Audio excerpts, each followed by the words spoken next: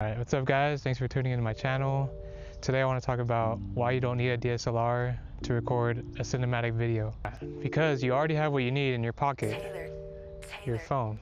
So don't be one of those that are like saying like, oh, I wish I had that, or I need this in order to film this, because like while you're just waiting, somebody else is using what they have to go create. So what I'm saying is just get out there and go create.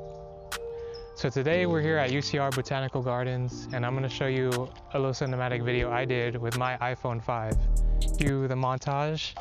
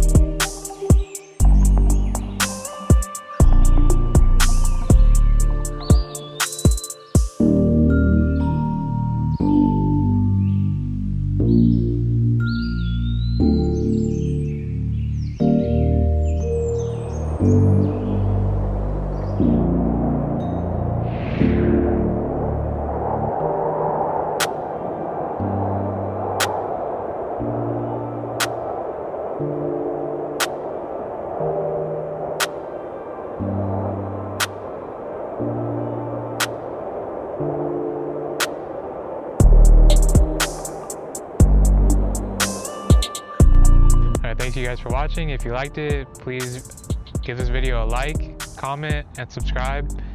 And I'll see you guys in the next video.